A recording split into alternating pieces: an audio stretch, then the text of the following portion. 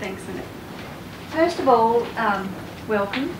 So what I'm going to cover today is more or less the fundamentals around what is learning, why is it important to understand how we learn, the different types of learning styles, so then that in turn can inform potentially how you teach or how you work alongside the different types of learners that come into your organisation.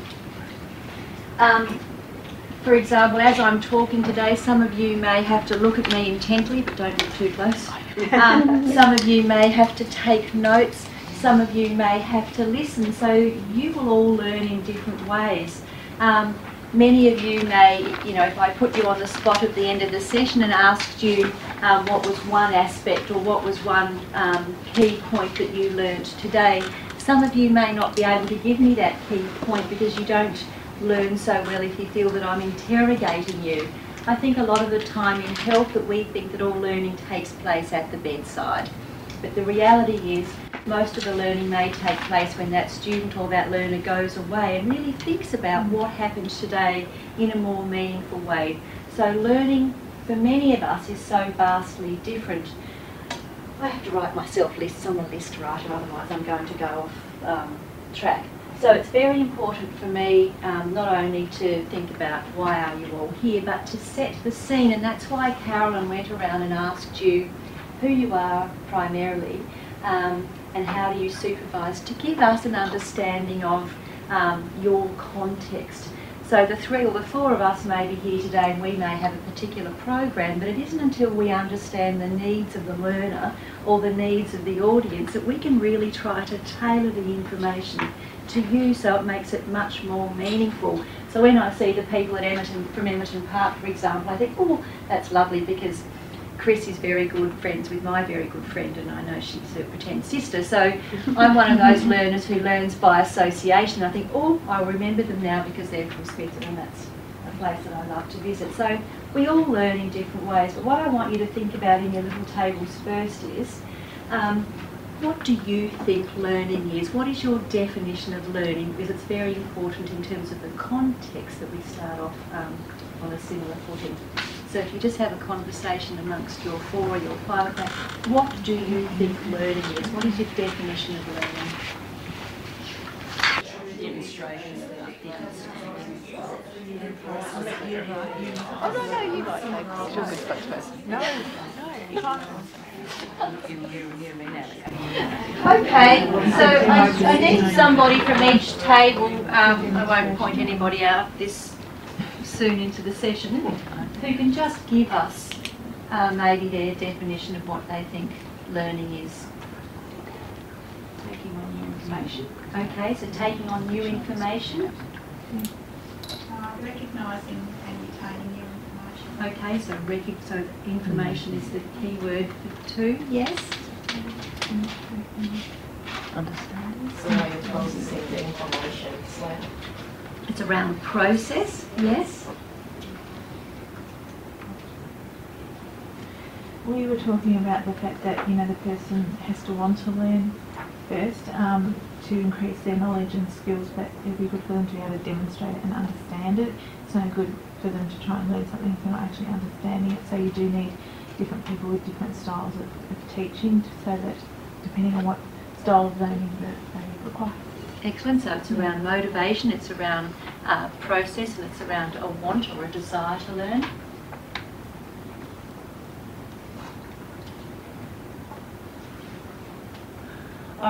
Using that information, if you've retained it and kept it in there, then it's going to come out somewhere that you've used it. So for me, an important part of learning is using that thinking. So I would, even though it's at the end of that sentence, I'd still incorporate that into learning. So it's around application. Oh, that was an easier word, wasn't it? So that's good. And so we're all on the same. We all have an understanding now of what we think learning is. And look, there are myriad definitions of what learning is. But around application, it's important that not only we learn for learning's sake, that we really learn to understand. And when we then, especially in health, we have to think about learning and learning in context, because whilst there are so many learning theories, and yes, we know that from the day that we were born, like Prince George, we learn, but when we think about learning in health, there's so many other things to think about, and that's why it's so important to set the scene.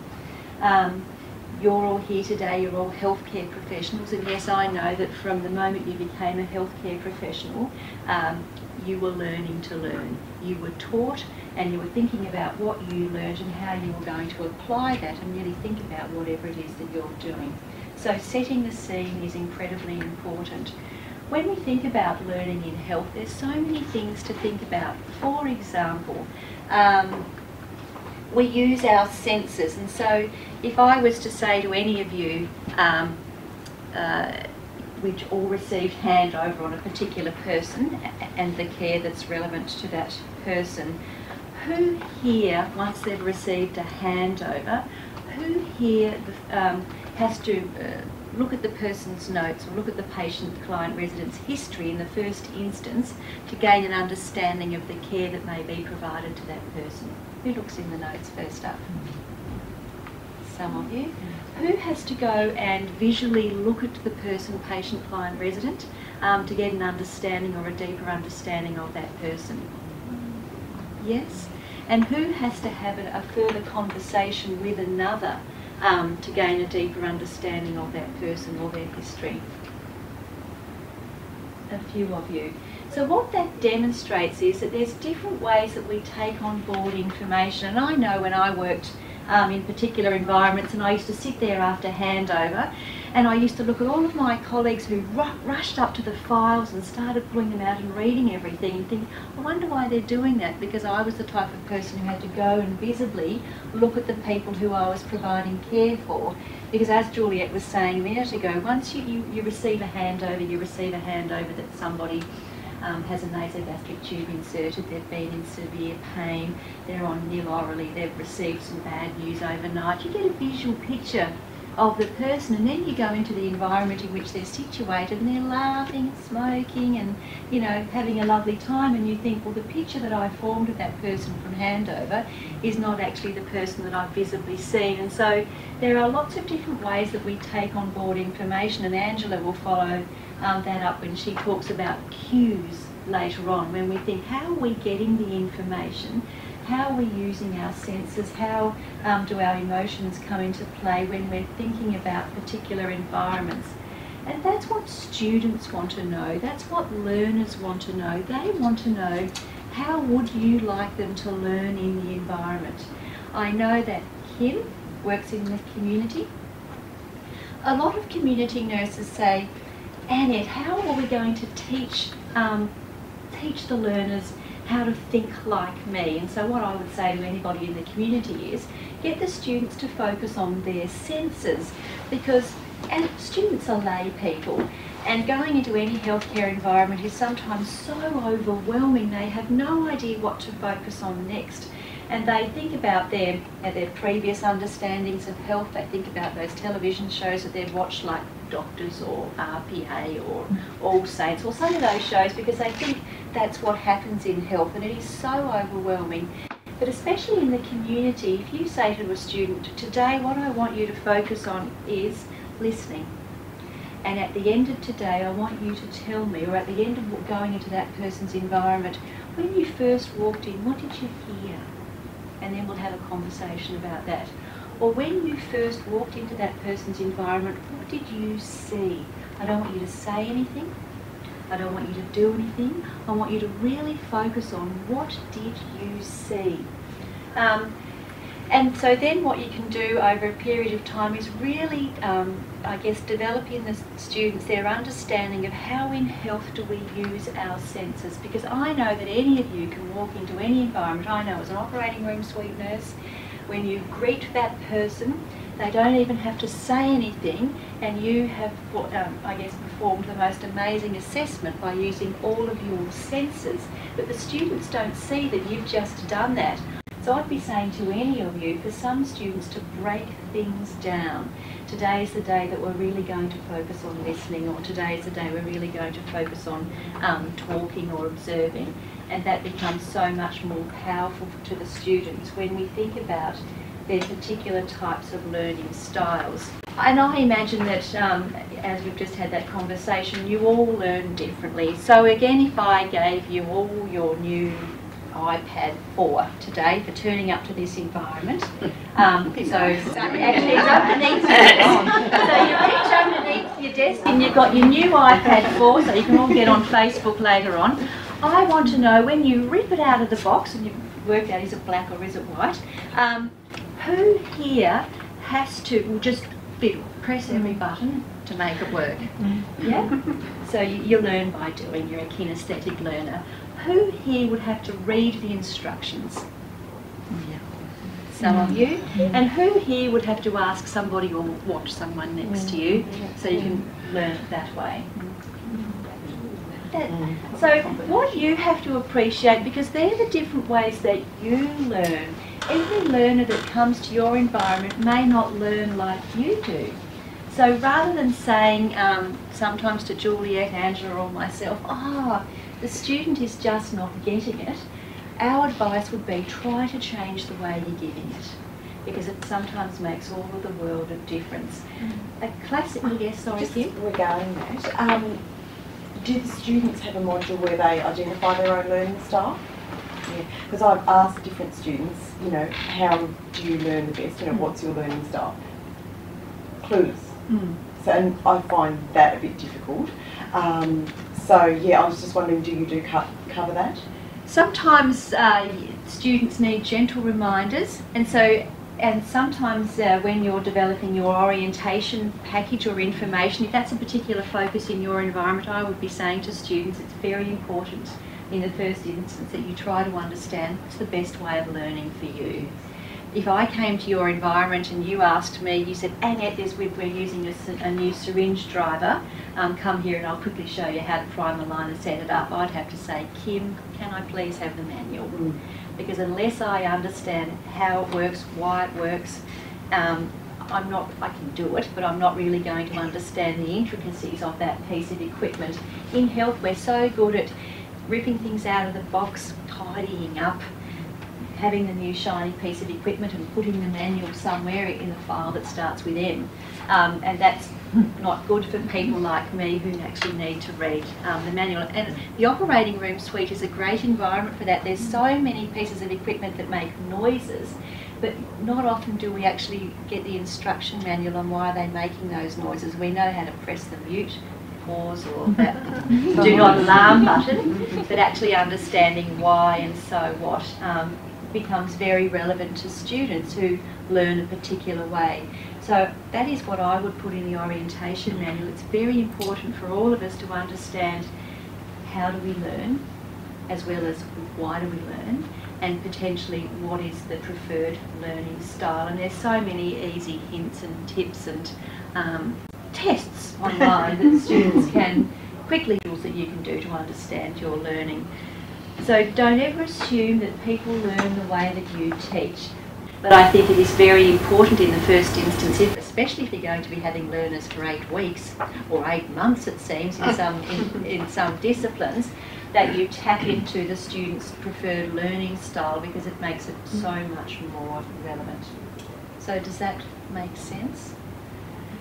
So setting the scene and understanding learning and learning styles becomes very important, because the research tells us that if people are engaged with the process, they understand the relevance, they understand the context of why they are in a particular position, it becomes so much more meaningful. So when we think about expectations, for example, for all of you, you currently have students in practice, or you're going to be having students in practice. What are your expectations of those people when they first come to your environment? So I'll start with somebody I know, Michael. So you've just been told that you're, a student is coming to the ED and they're starting on Monday. What do you expect from that student when they first turn up? They're willing to learn. Oh, okay.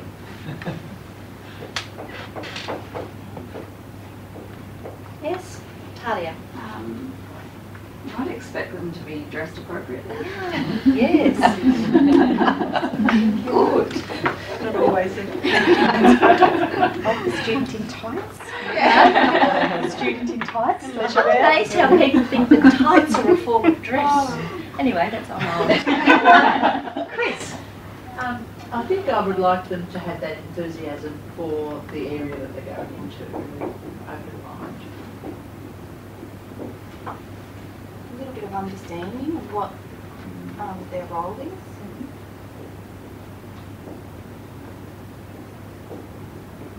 I think a little bit of respect.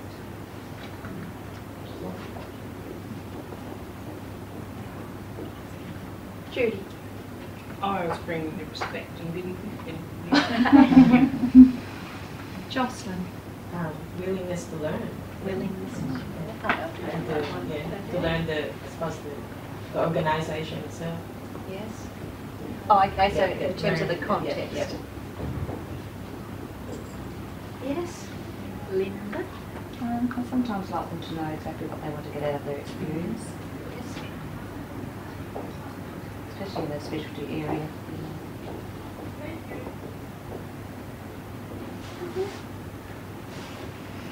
Fiona. That they question, they ask questions.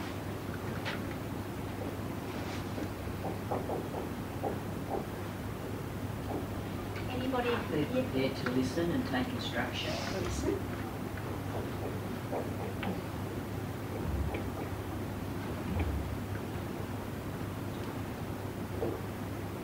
Anybody? Yes.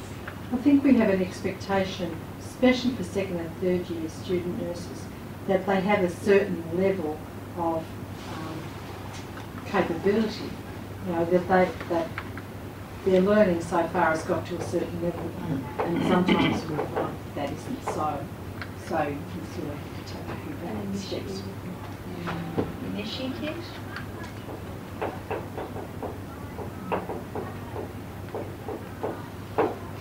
Confidence. Confidence. Oh, you're going to love this, Juliet. I expect that they are prepared to reflect back on what they've done. What about time management? Does anybody like punctuality? Yes, my number one. To turn up on time. It's sometimes new for students, I think, to come into a workplace and actually pick up on, those type of expectations that we have where we work fine from things. Absolutely. So in terms of expectations, and one reason that you can see I don't use PowerPoint, I have to move around and I like to use colour. And the only reason that I will write things up on the board is a form of clarification, because sometimes I might summarise the conversation and it may not be correct. So another handy hint is that as you're having a conversation with somebody, to potentially write it down or to speak it back, so the person can say, actually, no, I didn't mean that, Annette, I meant this. And so that's an important teaching and learning tool. So when we think about expectations, it is very important from a learner's perspective and a teacher's perspective to name it up front.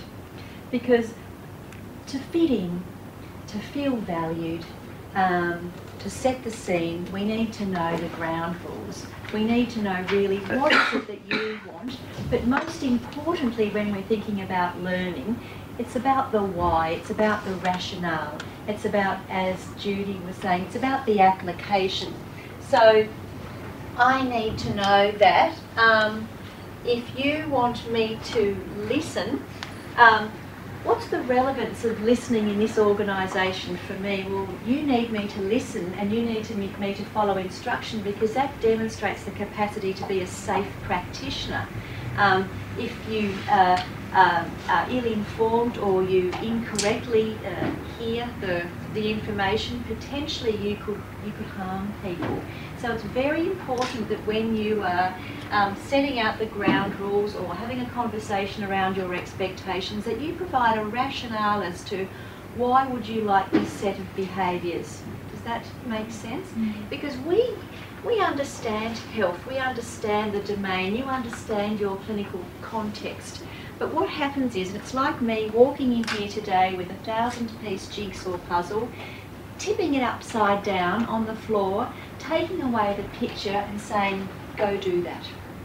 There's all these little pieces, but you have no idea about what the big picture looks like. And that's how students feel. They don't know what you want them to look like. They don't know how you would like them to behave. They know they want to be Mel. They know they want to be a social worker, but they don't really know what a beginning level social worker looks like or how they behave, because they're not there yet, but they certainly want to get there. So they want you to show them the big picture and then incrementally show them how to get there.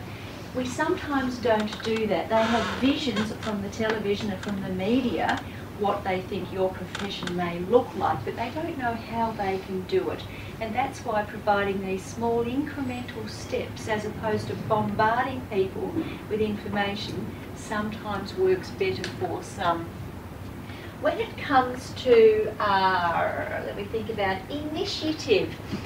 Again, it's hard to use your initiative if you don't know what initiative in this context means, because we sometimes know in health using initiative could be dangerous. So again, it's spelling out, what does initiative mean? Yes, I want you to question, but I might be quite shy, or I might be quite timid, or I'm actually not quite sure what types of questions you want me to ask. So it's spelling out what it is that you want and why. Does that sound reasonable? Most students want to do well. Most students want to be you. Most students want to provide safe care. They just need to know what are the ground rules and what is it that you expect from them. Yes, we provide them with the theory.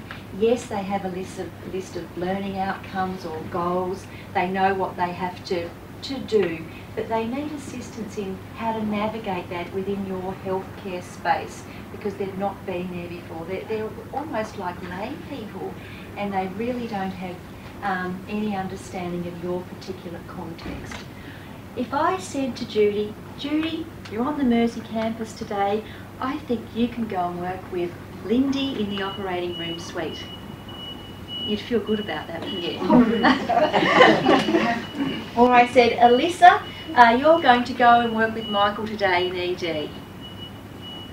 I'd say come and hold my hand, Michael.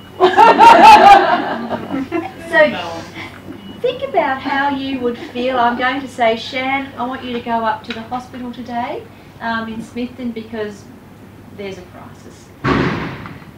We sometimes get this feeling, and even though we are very good at what we do within our own context, sometimes being placed outside our comfort zone, we doubt our own capacity. And that's how students feel on most days. They know they've learnt the information, they know that they can apply the information, they know that, that given a chance they can demonstrate to you an understanding of what it is that you would like them to do, but they doubt their own capacity. And so how I would equate that is if you were redeployed to another workplace every single day, and how does that make you feel? That's usually how students feel on any given day. So we've had to think about your expectations. What do you think the students' expectations are of you or of your work environment on their first day? To be informative. They want you to be informative? Right.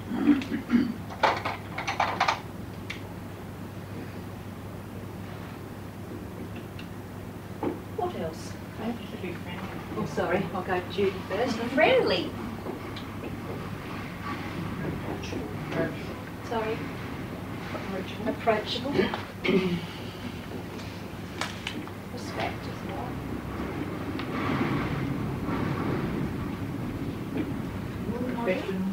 professional.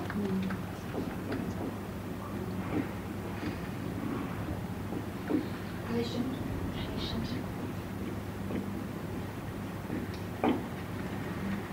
Accessible. Accessible. Oh, I forget, is it an I or an A? It's horrible when that little red line doesn't come up. I've been typing for too long. A good listener. They want you to listen. Knowledgeable and very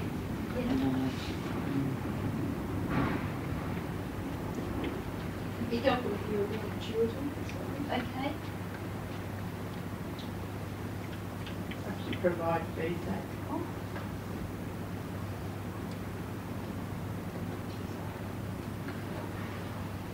Can you put role model?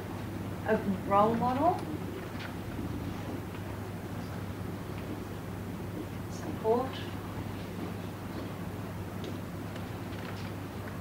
I want you to be there. Be there.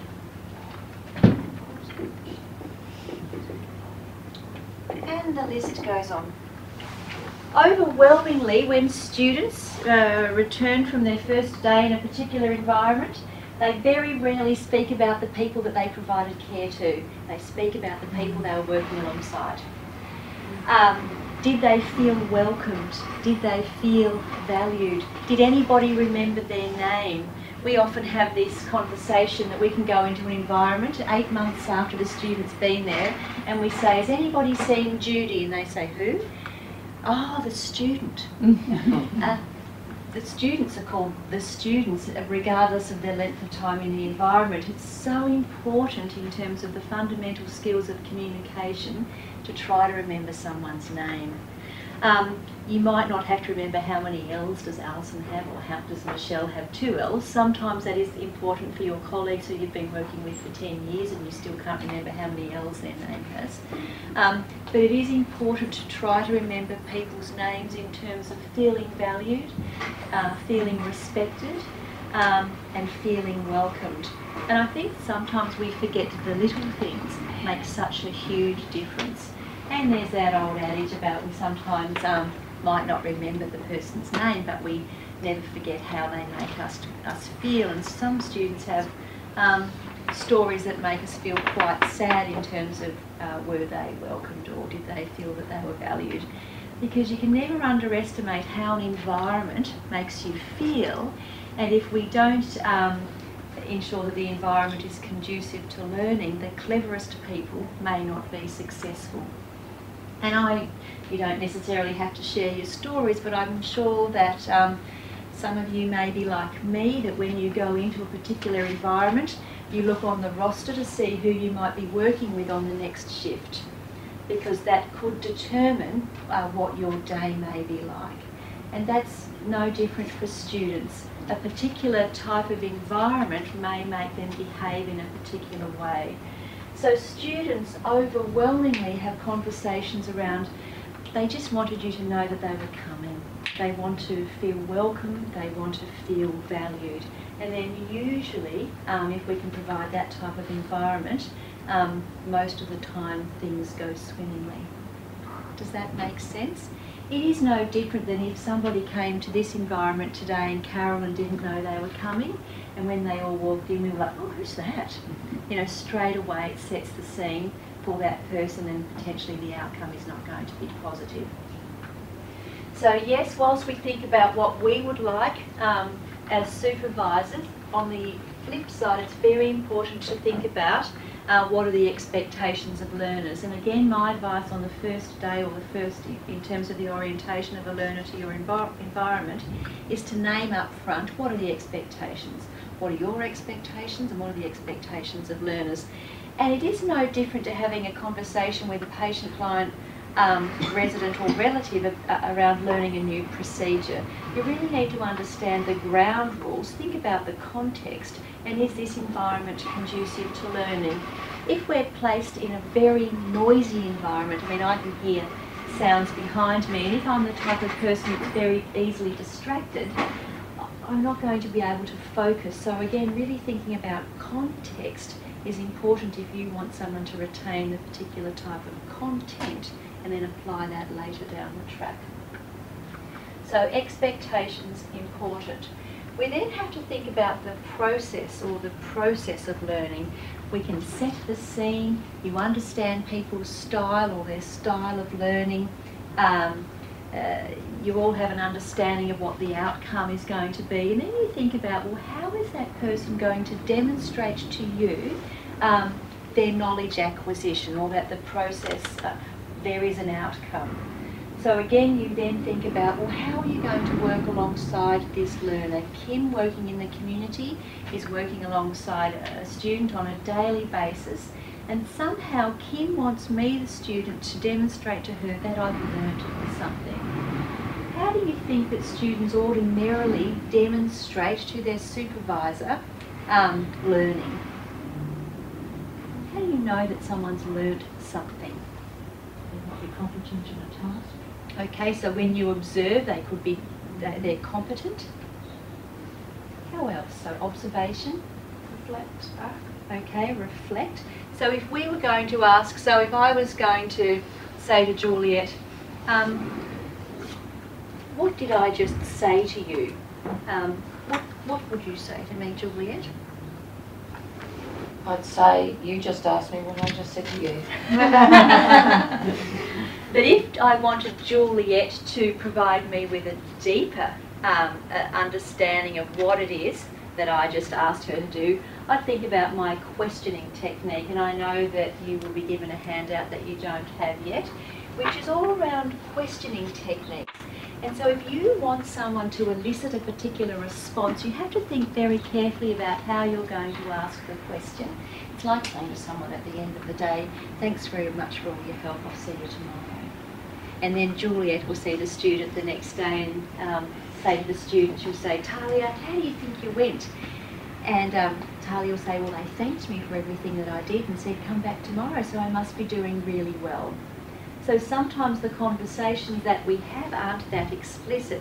So when we think about questioning students, we think about what type of response do we want. So for example, if I want a student to demonstrate to me their, it's upside down, back the front,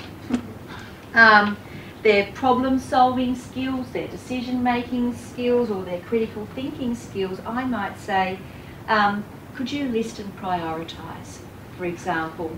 So Chris might say to me, Annette, today we're going to be caring for a person who has been diagnosed with Parkinsonism related to a medication. Can you quickly list for me what are the side effects of that particular medication that we've been giving to that person? And oh, okay, I can go off and do that. Or another one, Michael might say to Carolyn, who's working in the ED department, we're expecting a relative to come in now to ask about a particular patient who's not progressing well. Carolyn, what do you think you could say to that relative and why? Does that make sense? Or you can say, if you want to develop somebody's skills, so for example, somebody down the back was saying they really want the student to demonstrate their capability. So the types of questions that you could say to that student, what are our options here? So sorry, I keep picking on Kim because she's right in my line of sight. So Kim could say, look, we've had a referral, we're going to see a person today who has a wound that's not healing. We know that they've been seen by a wound care specialist yesterday. What do you think our options are here? You've been working with me now for 4 weeks. You've seen how I operate. What would you do if you were the community nurse? So you're very specific in the types of questions that you're asking of a student, and then you're trying to elicit a particular response, as opposed to saying, oh, we've just received all of this information, what are we going to do? So try to be much more specific. Another good approach is to say to Elissa, how would you handle that situation? And so the student can really think about what it is. And a very good example was there was a student on a surgical ward the other day, and she came up to her supervising registered nurse and went, I think we need to give the person some pain relief. And the registered nurse said, why? And obviously the student said, well, the person's in pain. And I think the person was written up for endone and 5 to 15 milligrams.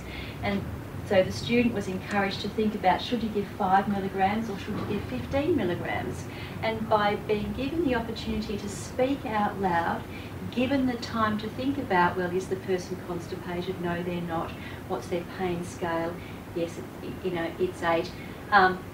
That student could ascertain that the person needed 15 milligrams.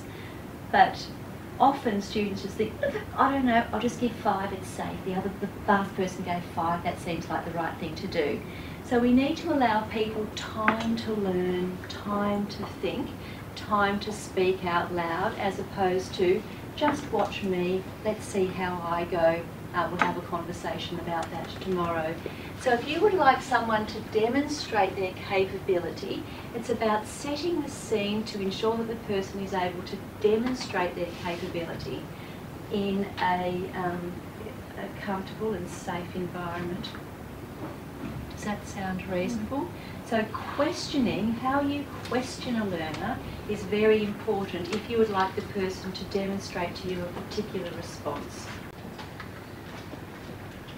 When we think about putting all of that together and thinking about how do students learn in healthcare environments, again it becomes quite fraught.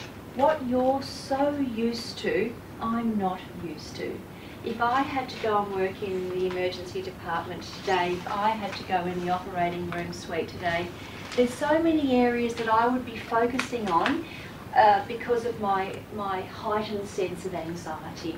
When we feel anxious as learners, our focus potentially isn't what your focus is. And that's what we have to think about in health. You're so familiar with your environment, but the lay person isn't, the student isn't. I think especially when there are students, and I'm just thinking about in social work, I imagine there's many different types of placements that social work students have. I imagine they could be placed in emergency departments, in paediatric environments, in community environments, and depending on people's previous understanding or previous histories, their focus points may be different to our focus points. So please don't ever underestimate your own capacity and your own knowledge when thinking about working alongside a learner and trying to focus on the incremental steps so that that person can be you. Because I know that if I was to work in the emergency department, I want to pick someone like Michael to model particular behaviours because I want to be him. But I need to know, how did he become like he is in terms of the behaviours that he's exhibiting? How did he learn all of that? How does someone like Loris know all of that? How did she learn that? That's what the students want to know, and it's quite difficult sometimes for you to take a step back and think, I don't know, I just learnt it. But you have to become cleverer at clearly articulating how you became who you are, because these students, they want to be you. They sometimes don't really want to be us, do they? No. But they go into practice because that practice is about application of knowledge, and they want to be you. So that's my parting point. How do the students be you? You are safe practitioners. You are very good at what you do. You are knowledgeable, and your skills at communication are phenomenal. And the students need to know that. I think sometimes we focus so much on content that we forget about the process. And for me, it's all about the process, because if the students can learn the process, if the student midwife can learn the process of learning in midwifery, they should be able to transfer that process to any healthcare environment and function safely. Knowledge skill. Oh, you're going to do knowledge, skill and attitude. One parting point. For all of those that have competence or competence-based assessment, competence is around knowledge, skill, attitude and behaviour. We so often focus on skill acquisition. That's the skill of priming a line, the skill of undertaking a comprehensive assessment, the skill of communication. But sometimes we may not focus on the knowledge required to undertake that particular task, and we may not focus on the attitude or behaviour that's associated with that particular procedure. So competence, knowledge, skill, attitude and behaviour, it is so important, because more often than not it's people like me that get called about a particular student and their behaviour. Judy, Annette, I need your help. I don't think that the student is progressing satisfactorily. And I'll say, I need more detail. Judy would say, as far as knowledge base is concerned, that student is phenomenal. And as far as their skill, their skill around manual dexterity and technology far surpasses my own. However,